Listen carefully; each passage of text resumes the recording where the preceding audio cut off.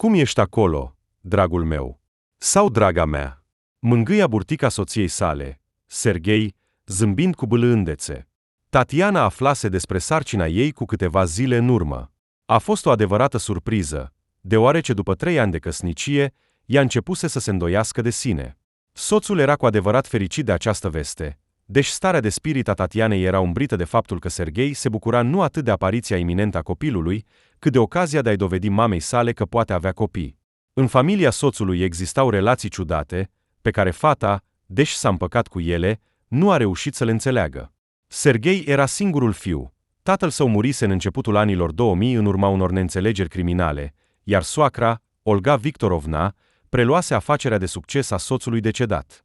Se ocupau cu carnea, aveau puncte de vânzare pe piață, o rețea de magazine de carne în oraș, o mică fabrică de mezeluri și alte produse. În oraș, soacra era cunoscută drept regina cârnaților și se mândrea foarte mult cu talentul ei în afaceri, care, după cum spunea ea, a permis construirea unei adevărate imperii a cărnii. Ca să fim corecți, trebuie menționat că Olga Victorovna avea într-adevăr o apucătură hapsână în tot ce ținea de bani. Dar nu avea merite mari în organizarea acestei afaceri. Soțul ei decedat lucra ca șef la un abator municipal încă pe vremea Uniunii. Apoi a început perestroica, urmată de privatizare, iar bărbatul a obținut o mare parte din această producție. Anume, el a organizat câteva puncte de vânzare, iar fiul său, care a practicat boxul toată viața, a devenit membru al unei grupări locale care se ocupa cu șantajul. Așa a început afacerea.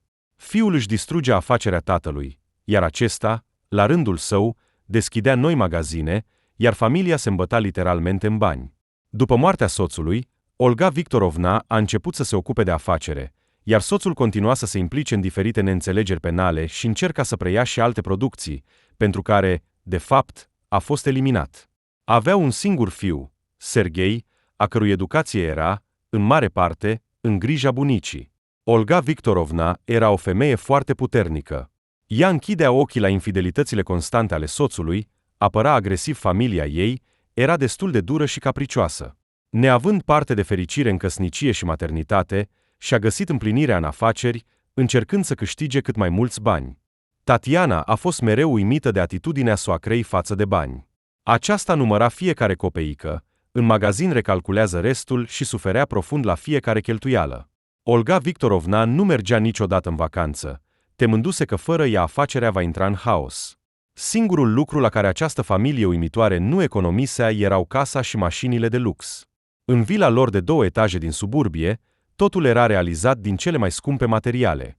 În mijlocul sufrageriei se înălța un șemineu imens cu un portal din marmură adevărată.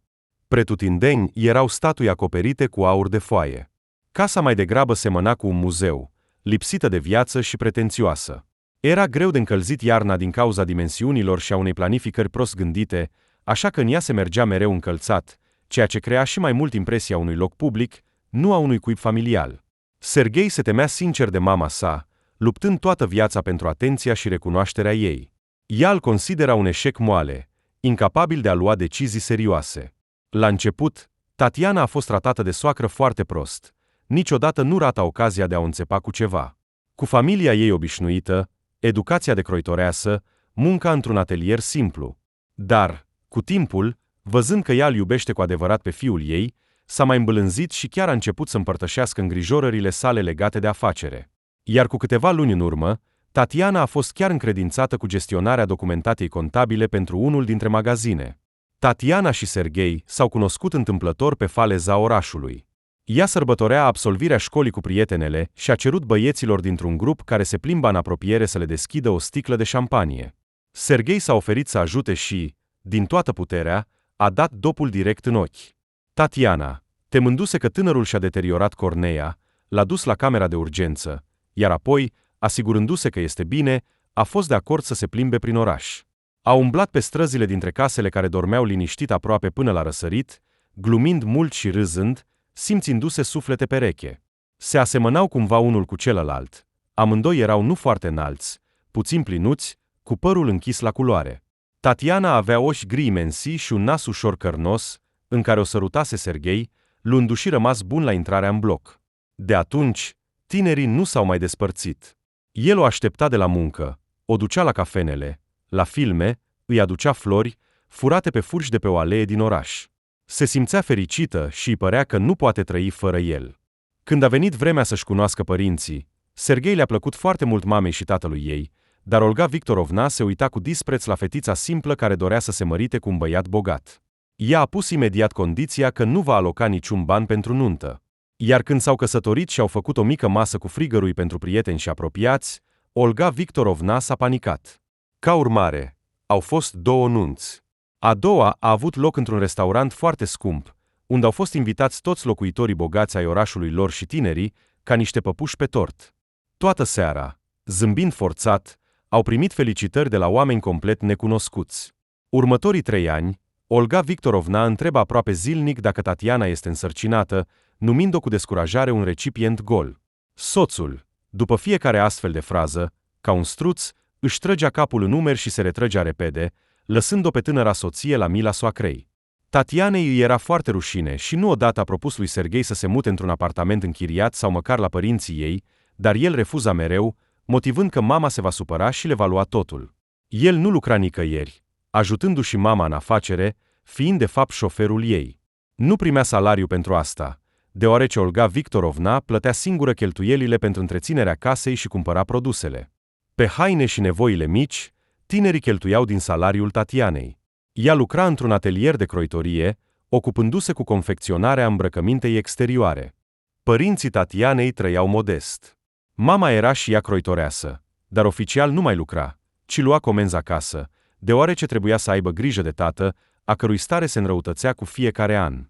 Cu câțiva ani în urmă, tatăl ei, lucrând ca șofer de autobuz, a avut un accident. Încercând să evite o coliziune cu un alt autobuz, a ieșit în șanț, din cauza căruia vehiculul s-a răsturnat și a luat foc imediat. Reușind să smulgă ușa din față, tatăl a reușit să scoată din autobuzul în flăcări toți pasagerii, evitând astfel victimele. Dar plasticul toxic care ardea și-a spus cuvântul. Tatăl s-a intoxicat cu produsele de ardere, iar pe această bază a dezvoltat astme și insuficiență cardiacă acută. În ultimul an, medicii au insistat asupra unei intervenții chirurgicale urgente. L-au pus pe listă, dar starea lui se înrăutățea tot mai mult. Intervenția chirurgicală putea fi efectuată și în mod privat, fără a aștepta la rând. Dar aceasta costa mulți bani, pe care familia nu îi avea. Comenzile mamei abia ajungeau pentru hrană și plata apartamentului, moștenit de la bunicul academician. Bunicul Tatianei a fost un om de știință, pentru care în anii sovietici a primit un apartament imens cu 4 camere în Stalin în centrul orașului. Mama, avem o veste minunată. Tatiana este însărcinată, a exclamat soțul, văzând-o pe mama sa. Ei, în sfârșit. Felicitări! Căci deja mă săturasem să explic cunoscuților de ce nu am încă nepoți. Uite, la Vasiliev au deja 3 care cresc, a răspuns Olga Victorovna, iar din reacția ei nu era clar dacă femeia se bucură de această veste sau nu. Probabil că ar trebui să o duc pe Tatiana la doctor, a întrebat Serghei. Spune-i să se pregătească, acum o vom duce, a ordonat Olga Victorovna. Serghei, dar noi nu putem merge la spital fără mama? S-a revoltat Tatiana. Dar mama știe mai bine cum trebuie să facem. S-a făcut mic soțul, punându-și geaca. Fetei îi părea rău de acest bărbat lipsit de voință, care și-a dedicat viața pentru a câștiga afecțiunea mamei sale. Olga Victorovna nu era încântată de abilitățile intelectuale ale fiului și nu a ezitat niciodată să o spună. El o iubea foarte mult și se temea de mama sa. Cuvântul ei era pentru el lege. Și Serghei visa adesea că mama lui va recunoaște în sfârșit că este o persoană independentă și matură. Ea îl critica constant și de multe ori Tatiana observa că Olga Victorovna numea intenționat o adresă greșită, iar apoi îl certa pe Serghei că nu au ajuns acolo. Sau îi putea da să fotografieze lista de cumpărături, iar apoi să scrie complet altceva și să suspine toată seara că fiul nu poate nici măcar să se descurce la cumpărături. Uneori, Tatianei îi venea să pună capăt relației cu soțul, dar părinții ei erau mereu de partea lui. Serghei era bun, bâlând, o trata cu delicatețe pe soție, nu avea vicii și nu se uita niciodată la alte femei. Aveți 8 săptămâni de sarcină. Ne înregistrăm, nu ne stresăm, luăm vitamine și totul va fi excelent, a zâmbit ginecologul în vârstă. Și spuneți mamei că nu trebuie să se îngrijoreze atât. Uite, a pus tot departamentul pe urechi. Olga Victorovna s-a agitat pe scaun, nemulțumită, privind spre doctor. Aceasta este mama soțului, a suspinat Tatiana, încă rușinată din cauza concertului pe care soacra l-a organizat aici, cerând să o lase pe noră fără rând. Ai avut noroc cu soacra, se pare, a spus doctorul, distrată, completând fișa de schimb a fetei. Ce-i drept? Ce-i drept? A răspuns Tatiana și a dat peste privirea neînțelegătoare a Olgăi Victorovna. Ce a însemnat ce-i drept? Ce-i drept? A întrebat nervoasă soacra, când au ieșit din cabinet. Serghei a încercat să o îmbrățișeze pe soție și să o întrebe despre recomandările doctorului, dar mama lui a împins-o brusc și a cerut explicații. Asta înseamnă că am avut noroc cu voi, a răspuns fata, fără să-i privească în ochi. Ai grijă, căci a sunat sarcasm, a întins neîncrezătoare Olga Victorovna. Serghei, hai să mergem la părinții mei, a cerut fata. Bine, hai, a răspuns soacra și s-a îndreptat spre ieșire. Trebuie să mergem neapărat împreună cu mama ta? S-a enervat Tatiana, când femeia s-a îndepărtat la o distanță sigură. Ei, dragă, acum ei sunt bunici și bunici viitori, lasă-i să se bucure împreună cu noi, a spus soțul, în mod pașnic. Până în acel moment mai erau încă 6 luni. Vor avea timp să se bucure. Vreau să-mi vizitez tatăl. A început să se simtă foarte rău, a spus Tatiana și s-a îndreptat spre mașină. De ce ați întârziat atât? Ce ați discutat în spatele meu? A început să întrebe Olga Victorovna. Nu am discutat nimic, a respins fata. Mama, am vorbit despre faptul că veți deveni bunici și bunici în curând, și asta e grozav.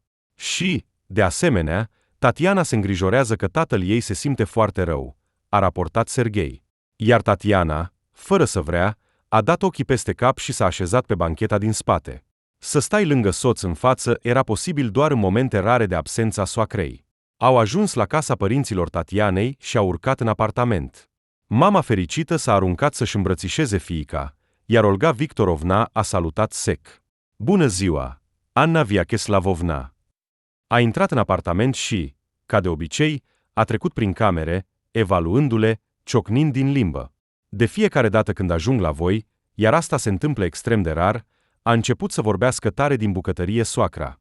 Și, slavă Domnului, a chicotit în șoaptă mama Tatianei, iar ele au râs în liniște. Mă mir mereu. De ce aveți voi două așa o casă mare? Acestea pot fi vândute acum pentru o sumă fabuloasă, continua Olga Victorovna. Este moștenirea familiei noastre. Vrem ca apoi acest apartament să ajungă la Tatiana și la nepoți. Doamne ajută să fie câțiva, mai bine 3, a spus mama, invitându-i pe toți la masă. Nepoții noștri vor avea casa mea. De ce le-ar trebui acest apartament?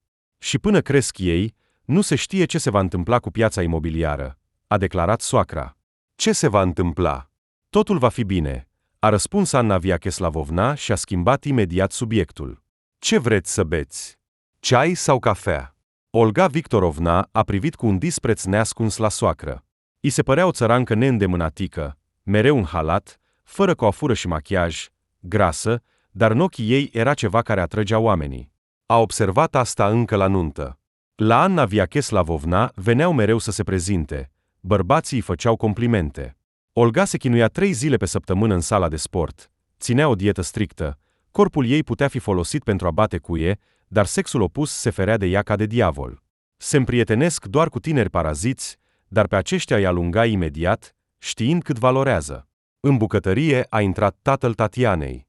O, medaliatul nostru, a spus Olga Victorovna. Și ție salut, a răspuns Igor Vasilievici, așezându-se la masă. Soacra mereu îl înțepa pe ginere pentru faptul că după fapta sa eroică în autobuz, despre el au scris toate ziarele, au fost realizate sute de reportaje, i-au fost înmânate diplome și o medalie. Dar nu a primit niciun ban pentru fapta sa. Igor se ferea mereu de glumele răutăcioase ale Olgăii. Deci, după părerea ta, dacă aș fi știut dinainte că nu voi primi nicio recompensă, ar fi trebuit să las oamenii să ardă în autobuz? Se revolta bărbatul. Ei bine, vezi, acum, când inima ta dă rateuri din cauza asta, nimeni dintre cei salvați nu ți-a adus măcar 100. Deci, ei te lasă să mori liniștit. Așa că nu te mai strădui, a spus Olga Victorovna. Tatăl Tatianei întotdeauna la astfel de afirmații dădea din cap în tăcere, uimit de cruzimea acestei doamne pompoase. Așa, deci, hai să plecăm, a declarat soacra, practic terminând cafeaua dintr-o sorbitură. Ce? Voi nu ați stat nici măcar 15 minute, s-a întristat Anna Viacheslavovna. Am o mulțime de treburi. Înțelegi? Afaceri? A răspuns Olga Victorovna cu un ton semnificativ. Da, hai să plecăm, a susținut fiul, ascultându-se de mama lui, pentru care a primit o privire de aprobată și a strălucit ca o stea de zori. Vreau să mai stau cu părinții, vreau să vorbesc cu ei, s-a revoltat Tatiana. Și ce să mai pierdem vremea? Timpul înseamnă bani, draga mea. Hai să plecăm, trebuie să adunăm și rapoartele pentru magazine. Este însărcinată, are 8 săptămâni, s-a înregistrat, totul este bine, a spus Olga Victorovna și a plecat să se pregătească. Eu voiam să spun această veste. În ochii fetei supărate au apărut lacrimi. Fata! Ce fericire! A plâns de bucurie Anna Viacheslavovna și a îmbrățișat-o pe Tatiana. Tatiana, ce zici? Plecăm? S-a ridicat soțul și a alergat după mama. Tatianei îi rămânea să stea liniștită la masă, fără grabă, sorbind ceaiul. Tatiana, te așteptăm. A intrat Serghei în bucătărie, arătând cu ochii că acum vor avea probleme cu mama lui. Fetei i s-a părut brusc amuzant. Voi mai sta o oră la părinți, iar voi puteți să mă așteptați în mașină sau să veniți să mă luați mai târziu. Serghei a rămas cu ochii mari. O astfel de rebeliune nu și-o putea permite și a adunat palmele în fața lui, implorând-o cu gesturi pe soție să se ridice de la masă. Serghei, cât mai stați? S-a auzit vocea reginei cârnaților. Mama, venim deja, a răspuns el și a întins Tatianei mâna. Nu, Serghei, am spus că voi rămâne la părinți. Apoi, dacă nu poți să mă iei, voi veni singură cu taxiul. A respins-o pe soț Tatiana. Soțul și-a retras capul și a ieșit în hol. Anna Viacheslavovna a mers să-și conducă oaspeții, asigurând-o pe soacră că Tatiana va veni mai târziu cu taxiul. A trăi frumos nu este interzis. A merge cu taxiul, a lipsi de la muncă. Desigur, eu mă voi ocupa de tot.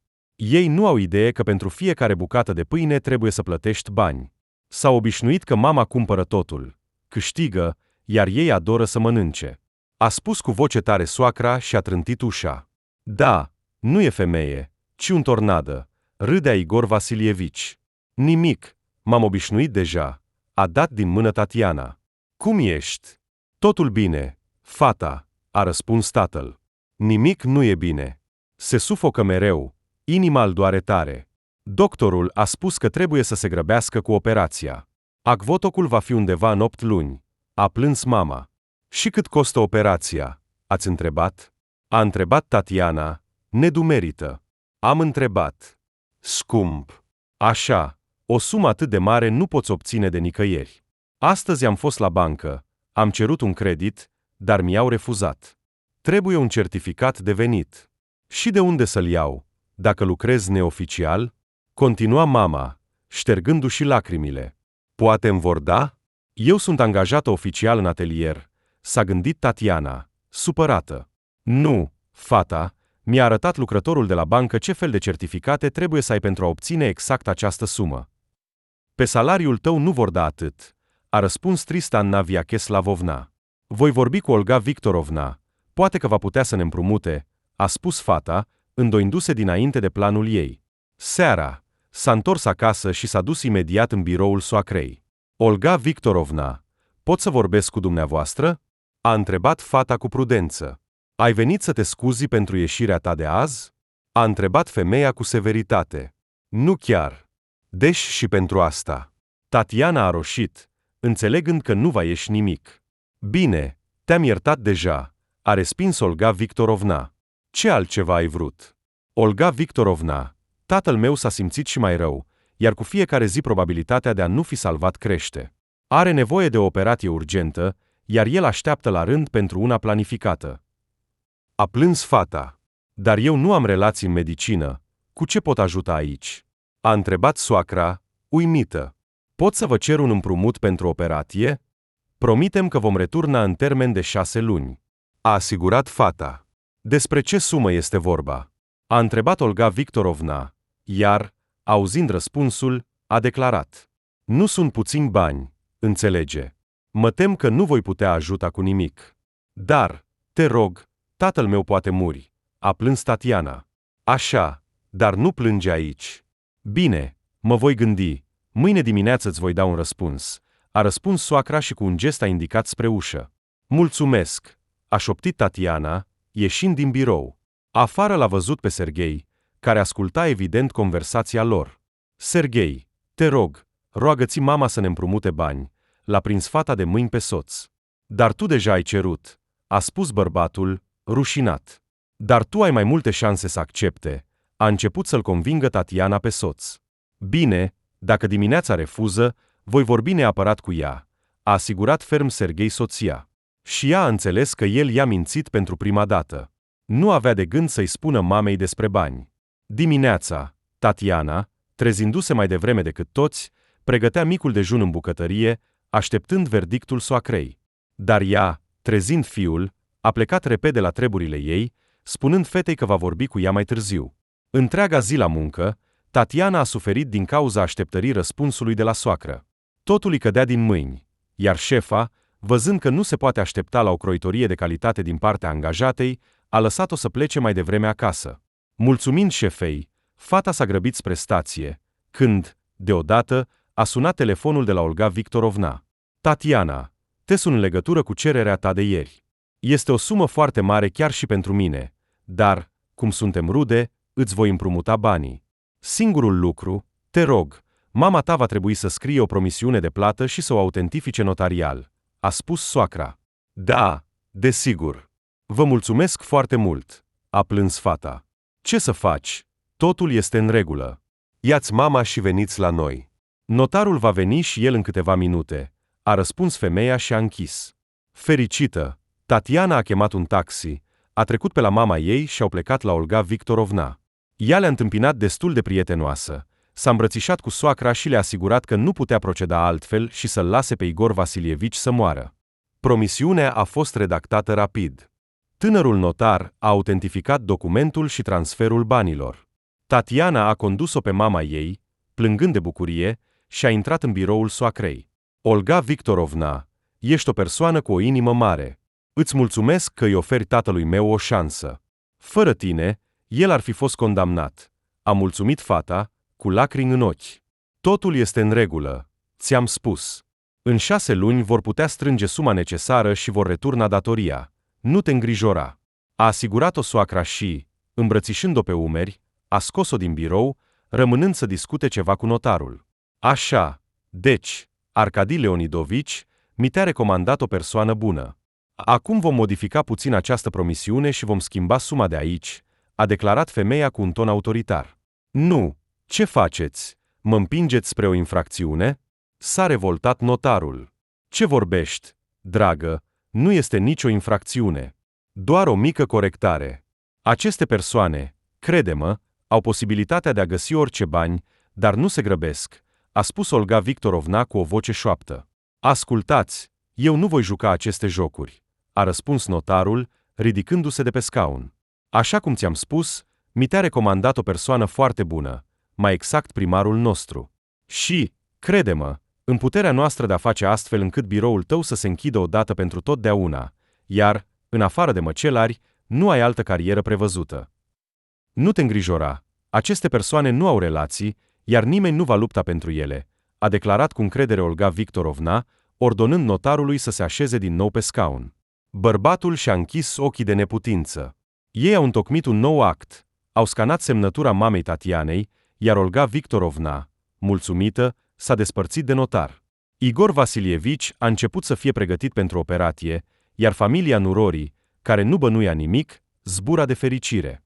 Serghei, la fiecare ocazie, îi amintea soției despre generozitatea mamei sale, mândru că aceasta a fost de acord să-l ajute pe tatăl soției. În ziua operației, Tatiana se grăbea spre spital și, ieșind din microbuz, a călcat strâmb și a căzut brusc pe treapta autobuzului. O durere ascuțită în abdomen a paralizat-o, iar oamenii adunați în jurul fetei au chemat ambulanța. Îngrijorat, Serghei a ajuns la spital, iar doctorul care a operat-o pe Tatiana a declarat cu tristețe că aceasta a pierdut copilul. Bărbatul s-a așezat lângă peretele spitalului și a plâns sincer.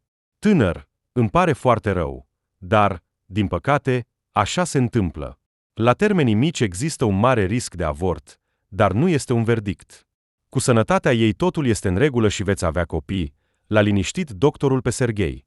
Soțul a intrat în salon cu fața palidă și plină de lacrimi, iar Tatiana a înțeles totul. A început să plângă, dar soțul a început să o liniștească, transmițându-i cuvintele doctorului. În acel moment, a sunat telefonul de la Anna Viacheslavovna, care a anunțat cu bucurie că operația pe inimă a decurs bine și că viața lui Igor Vasilievici nu este în pericol. Decidând să nu le spună deocamdată rudelor despre tragedia care s-a întâmplat cu copilul lor nenăscut, tinerii au stat mult timp îmbrățișați, trăind pierderea lor. Tatiana a fost externată după 2 zile. Tot acest timp a trebuit să mintă părinții că a ajuns la spital cu suspiciune de apendicită, dar totul a fost bine. După ce l-a vizitat pe tată, s-a întors acasă, unde a fost întâmpinată de soacra ei, care a declarat cu dispreț: "Ce, Tatiana? Din nou nu a mers? Și ți-am spus, fiule, că ea este un vas gol și nu vei avea copii de la ea." Tatiana s-a supărat pe soț, dar el doar a ridicat din umeri, explicând că nu a putut să-i mintă mama, iar apoi i-a amintit că mama lui i-a dat bani cu împrumut, care au ajutat-o să-și salveze tatăl. Fetei îi era dureros și dezgustător ceea ce se întâmpla. Nu putea să-i răspundă soacrei la insultă, deoarece aceasta chiar a ajutat cu bani, așa că, înghițind supărarea, a tăcut. După o lună, Tatiana le-a mărturisit părinților despre pierderea ei. Au trăit din nou această durere împreună. Tatăl fusese deja externat, era voios, cu obrajii sănătoși. Mama termina o comandă mare de cusut, iar Tatiana a primit la muncă un bonus de sărbători și a 13-a leafă.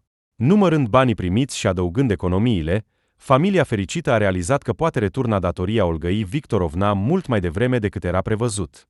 Cu atât mai mult cu cât nu toate fondurile au fost cheltuite pentru tratament, deoarece recuperarea s-a dovedit a fi mult mai ieftină decât a presupus medicul curant. După 3 zile, primind banii pentru comandă, mama Tatianei a venit la casa Olgăi Victorovna, intenționând să returneze datoria. Fata a pregătit o masă și a invitat soțul și soacra, care nu bănuiau nimic. Au luat prânzul împreună, iar Anna Viacheslavovna a întins un plic cu bani, exprimându-și din nou recunoștința pentru soacră. Olga Victorovna a numărat banii și, făcând o față surprinsă, a declarat: "Hai să adunați toată suma și apoi să o returnați." "De ce să returnați în rate? Numărați, acolo este toată suma." S-a pierdut Anna Viacheslavovna. "Cum adică toată?" "Nu, nu este toată. Acum aduc actul vostru," a răspuns soacra și a ieșit în birou. Mama Tatianei a privit neînțelegătoare la fiică și la ginere, dar aceștia doar au ridicat din umeri, privindu-se uimiți unul pe altul. "Iată, uitați-vă," a spus Olga Victorovna, arătându-i Annei actul. "Cum? De unde o astfel de sumă?" a întrebat șocată femeia. "Dar așteptați, cât ați luat, atât trebuie să returnați. Aici este semnătura voastră, nu-i așa?" a spus, înfinându-și unghia manichiurată în documentul soției. "Olga Victorovna, aici suma este de 8 ori mai mare decât a luat mama." S-a revoltat Tatiana. "Este semnătura mamei tale? Ce-mi faceți capul?" a răspuns iritat soacra. "De unde să iau atâția bani? Ce, sunteți nebuni?" a început să plângă Anna Viacheslavovna. "Întotdeauna puteți vinde apartamentul. Așa, între noi fie vorba," a observat Olga Victorovna. "Ah, așa stau lucrurile. Vă dă acest apartament tot timpul bătăi de cap. Părinții nu vor vinde nimic," a exclamat Tatiana. "Îți închizi gura, floare de câmp. Până acum nimeni nu te-a întrebat. Nu vor returna datoria în 5 luni, instanța oricum le va lua. Așa că alegeți singuri," a declarat cu răutate soacra. Tatiana a privit cu disperare la soț, care, citind actul, s-a revoltat și el. "Mama, am văzut câți bani ai dat Annei Viacheslavovna. Aici este într-adevăr o sumă de 8 ori mai mare. Nu-ți mai deschide gura. În viața asta fac totul pentru tine. Și dacă nu-ți place ceva, pleacă împreună cu soția. Să vedem cum te descurci fără mama," a strigat Olga Victorovna, arătând spre ușă. "Voi fi martor în instanță de partea lor și voi putea confirma că suma indicată în act este falsă," a declarat hotărât Serghei și s-a dus în cameră să-și adune lucrurile. Au ajuns împreună la apartamentul părinților Tatianei.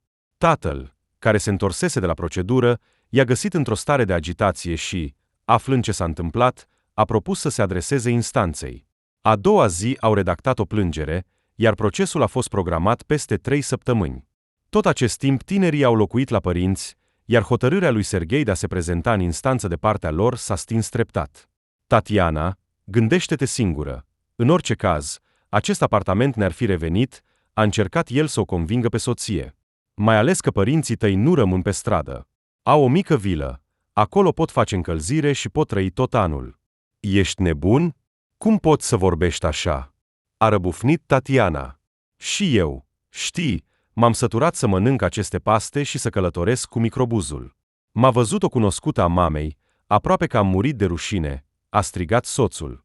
Atunci poate ar trebui să te angajezi? Nu te-a dus asta prin cap? A șuierat soția. Serios? Cum?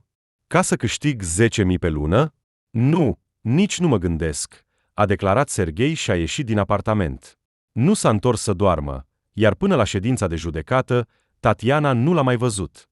La proces, Serghei a stat lângă mama sa triumfătoare și a dat din cap, confirmând că familia Tatianei sunt escroci care au luat o sumă, dar vor să returneze mult mai puțin. Cererea a fost respinsă, iar judecătorul le-a sugerat să returneze datoria în termen pentru a nu-și pierde toate bunurile. Igor Vasilievici își încuraja fetele, spunând că a găsit un loc de muncă excelent în capitală, cu un program de lucru pe tură, și că vor putea să-și permită un apartament în chirie și că totul va fi bine. S-a decis să vândă locuința și să muncească pentru a termina vila. Tatiana a depus cererea de divorț, despre care i-a trimis un mesaj soțului, dar a răspuns mama lui, dorindu-i succes. Agentul imobiliar, venit să redacteze contractul, a fluierat, văzând apartamentul, și a spus că, având în vedere amplasarea sa la parter, poate fi vândut foarte scump pentru birouri. Suma menționată de el depășea bine datoria pe care Olga Victorovna o desena, iar acest lucru a încurajat familia, deoarece banii obținuți ar fi fost suficienți pentru a repara vila. A doua zi, un potențial cumpărător a venit la ei. Era un bărbat de aproximativ 40 de ani, îmbrăcat într-un costum solid, cu ceasuri scumpe la mână. Andrei Andrivic s-a prezentat el și a început să se plimbe prin camere, evaluând apartamentul. După inspecție, s-a așezat pe canapea în sufragerie și a declarat: "Mă mulțumește totul, nu voi negocia. Aici intenționez să deschid o consultanță juridică. Singurul lucru, pot să văd documentele, mai exact planul. Aveți un balcon atât de mare, este important pentru mine să știu dacă este inclus în planificare și dacă este legalizat." Andrei Andrivic: "Între timp, voi face ceai pentru dumneavoastră. Luați documentele din bufet, am pregătit totul," a spus Anna Viacheslavovna, ștergând o lacrimă. Uimit de faptul că vânzătorii nu păreau deloc încântați de perspectiva de a vinde locuința fără negocieri și complicații, bărbatul a deschis bufetul. "Cine vă este?" "Igor Vasilievici Konovalov," a exclamat cumpărătorul. "Eu sunt," a răspuns uimit tatăl Tatianei, intrând în cameră. "Dumneavoastră? Chiar? Permiteți-mi să vă îmbrățișez," a spus Andrei Andrivic, îmbrățișând bărbatul șocat. Tatiana și mama au intrat în cameră, neînțelegând, privindu-le pe omul care sărea de bucurie în jurul tatălui. "Ce se întâmplă aici?" a întrebat Tatiana. "Este tatăl tău?" a întrebat oaspetele. "Da, tatăl meu." "Vă cunoașteți?" Fata l-a privit întrebător pe tată, dar acesta doar a ridicat din numeri. "Permiteți-mi să mă prezint. Andrei Andrivic Kostenko, șeful Asociației Avocaților din regiune, proprietarul companiei juridice Temis, tatăl unei fiice de 17 ani, Daria," a declarat solemn bărbatul. "Super," a răspuns Tatiana, înțelegând că are de-a face cu un nebun. În acel moment, tatăl, întorcându-se spre bufet, a realizat ce ar fi putut să-l șocheze pe oaspete. Pe cel mai vizibil loc se aflau diploma și medalia lui, salvate în urma unui accident. "Daria Kostenko, este acea fetiță care a căzut sub scaun și pe care abia am găsit-o?" a spus tatăl, șocat. "Da, exact așa. Ați salvat fiica mea. V-am căutat mult timp, am vrut să vă mulțumim, dar ni s-a spus că ați plecat din oraș," a spus bărbatul. "Am fost mult timp în spital din cauza unei intoxicații, iar apoi mi s-a oferit un loc de muncă în alt oraș. Dar acolo nu a mers din cauza bolii mele," a răspuns tatăl. "Înțelegeți, mi-a explicat anchetatorul că Daria a căzut sub scaun în timpul accidentului și a pierdut conștiința. Autobuzul a ars. Soțul dumneavoastră și tatăl au scos toți pasagerii, dar ea nu era nicăieri. Dar el, amintindu-și că în autobuz călătorea o fetiță, s-a întors în salonul în flăcări și a găsit-o deja pe jumătate moartă, explica Andrei cu lacrimi în voce. Orice om normal în locul meu ar fi procedat la fel, a răspuns modest Igor Vasilievici. Nu spuneți. Eu am fost toată viața în domeniul juridic. Credeți-mă, oamenii sunt capabili de trădări și păcate îngrozitoare, a răspuns trist Andrei. Asta e adevărat, a spus Anna Viacheslavovna cu amărăciune. Am observat că ați plâns când ați arătat apartamentul. Ce s-a întâmplat? A întrebat avocatul îngrijorat. Le-au povestit totul în cele mai mici detalii. Bărbatul s-a încruntat, ascultându-le povestea, și tot timpul s-a uitat atent la Tatiana. Bine, deci așa stau lucrurile. Nu voi cumpăra acest apartament. Semnătura va fi dovedită prin expertiză în câteva secunde. Nu vă faceți griji în legătură cu asta. Mă ocup de cazul dumneavoastră. Când este programat procesul? Procesul nu este încă programat. Termenul expiră în 3 luni, la sfârșitul lunii mai. După expirarea acestui termen, vor putea depune plângere în instanță, a spus Tatiana. Bine, deci așteptăm, iar apoi le vom face o surpriză, a declarat vesel bărbatul. Doar să-mi dați o copie a contractului. Mama a adus o copie a actului, iar Andrei a oftat uimit. Straniu. Îl cunosc pe acest notar. N-aș fi crezut niciodată că ar putea să comită o astfel de infracțiune. Au condus împreună bărbatul. Când acesta a întrebat, Igor Vasilievici, pot să vă aduc mâine pe Daria, ca să o prezint? Desigur, Adso. Voi fi foarte bucuros să o văd pe fetiță, a răspuns tatăl cu bucurie. Ei bine, fetița are deja 17 ani și este o domnișoară foarte complicată, a zâmbit trist Andrei. A doua zi, la prânz, cineva a sunat la ușa apartamentului. Era sâmbătă, iar Tatiana se afla acasă cu părinții, pregătind o plăcintă în așteptarea oaspeților. Pe prag s-au arătat Andrei cu o adolescentă plinuță, îmbrăcată într-un hanorac ridicol și blugi rupți. Daria, întâlnește-le. Acesta este Igor Vasilievici. Dacă nu era el, tatăl tău ar fi murit de supărare, a spus Andrei, strângând mâna tatălui Tatianei. Bună, a murmurat fetița. Totul, acum putem merge acasă. Daria, încetează să te comporți așa, s-a revoltat tatăl. Intrați, am pregătit plăcintă, a încercat Tatiana să dezamorseze situația. Mulțumesc, eu țin dietă, a răspuns fetița. Dar și-a zâmbit în zadar Tatianei. Cred că arăți foarte armonios. Aveți gust prost, a răspuns Daria. Daria, încetează să mă faci de rușine, a șuierat tatăl. Totul este bine, intrați, nu stați pe prag, a răspuns Tatiana cu bunăvoință. Au intrat în bucătărie, iar Anna Viacheslavovna s-a agitat, aranjând tacâmurile. Tatăl și fiica s-au așezat la masă, iar fetița a demonstrat prin toată atitudinea ei că nu dorea să fie acolo. Daria, unde înveți? A întrebat Tatiana. Ce? Mi se pare că este destul de logic la vârsta mea, a răspuns fetița. De ce logic? La vârsta ta, eu deja învățam la școală profesională și lucram. Observând grosolănia Daria, a răspuns Tatiana. Da? Și ce meserie ai? A întrebat fetița, brusc interesată. Creez haine, ca mama mea. Vrei să-ți arăt câteva creații? A propus Tatiana. Aș vrea să văd, a răspuns Daria, gânditoare, iar Tatiana, luând-o de mână, a dus-o în cealaltă cameră. Interesant, a spus adolescenta, admirând hainele care atârnau pe manechine. Asta e nimic. Acum la atelierul nostru luăm comenzi pentru rochii și costume de absolvire. Acolo, unde poți să-ți lași imaginația să zburde, a povestit cu entuziasm Tatiana despre munca ei. Super! Și tu poți să-mi faci și mie un costum pentru absolvire? Sau o rochie? A întrebat fetița cu precauție. Desigur. Îți vom face o adevărată frumusețe. A zâmbit Tatiana. Au convenit că tatăl va aduce fetița nu doar pentru probe, ci și pentru ajutor la cusut, astfel încât Daria să participe și ea la crearea rochiei visurilor ei. Toți s-au despărțit pe o notă bună. Fetița era mulțumită de noua cunoștință, iar Andrei o privea recunoscător pe Tatiana. A doua zi, Daria a petrecut toată seara la ei, iar când a venit tatăl, a făcut-o să aștepte mult timp, alegând țesături și accesorii pe internet. Andrei a jucat câteva partide de șah cu Igor Vasilievici, în timp ce fetița vorbea cu Tatiana în cameră. Vizitele Daria și Andrei au devenit regulate.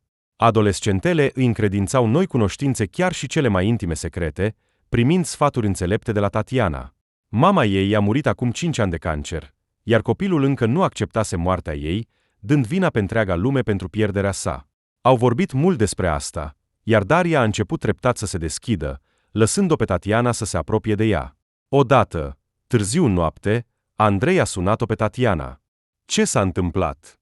a întrebat îngrijorată fata. „Totul este în regulă. Doar că am vrut să aud vocea ta,” a răspuns bărbatul, rușinat. Mai speriat cu apelul târziu. „Pot să-mi îndrept greșelile cu un pahar de șampanie sau înghețată?” a întrebat cu precauție Andrei. Tatiana a închis ochii de bucurie. Îi plăcea foarte mult acest bărbat puternic și simpatic. „Îmi plac cele semidulci,” a râs fata. „În 5 minute sunt lângă blocul tău,” a spus bărbatul. Au plimbat prin oraș, au mers pe malul apei și au băut șampanie, iar apoi au intrat într-un cinematograf, unde se difuza un film prost și s-au sărutat mult pe ultimul rând.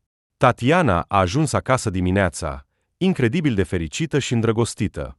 Părinții, după ce s-au plâns că nu a anunțat că iese, s-au privit și au zâmbit mulțumiți, aflând cu cine a petrecut timpul.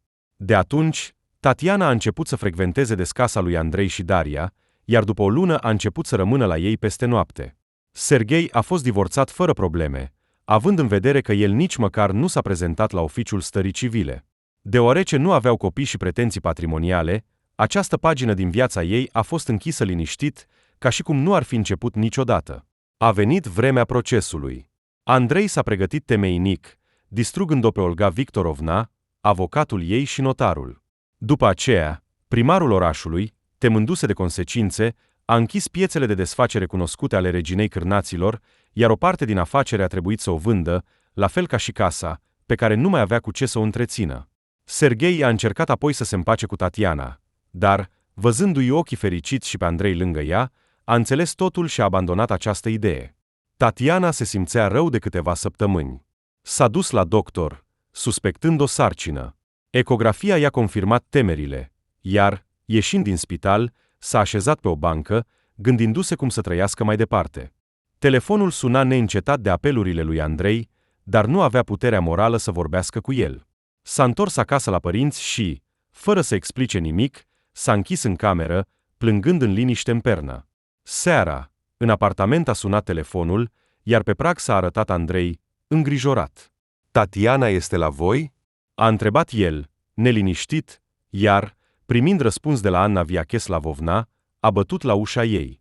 Tatiana a deschis ușa. El a văzut că fața iubitei era umflată de lacrimi. „Ce s-a întâmplat?” a îmbrățișat-o pe fata Andrei. „Sunt însărcinată,” a spus fata, plângând. „Dar e minunat.” „Ce ai?” s-a bucurat bărbatul. Judecând după termeni, „sunt însărcinată nu de la tine,” a început să plângă Tatiana. Andrei a ezitat o secundă, apoi a spus cu autoritate: „Așa stau lucrurile.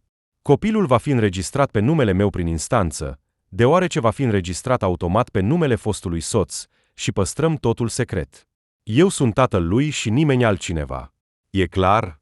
Tatiana, plângând și mai tare, l-a îmbrățișat pe bărbat, necrezându-și fericirea. Credeau că așteaptă un băiat, hotărând că îl vor numi Andrei. Dar soarta a decis altfel. Cresc 2 băieți gemeni, Andrei Andrivic și Igor Andrivic. Uneori, Tatianei îi se pare că fac ceva greșit, ascunzând de copii și de rude cine este adevăratul lor tată. Dar a decis că acest secret îl va lua cu ea. Dacă este păcat sau nu, judecați voi.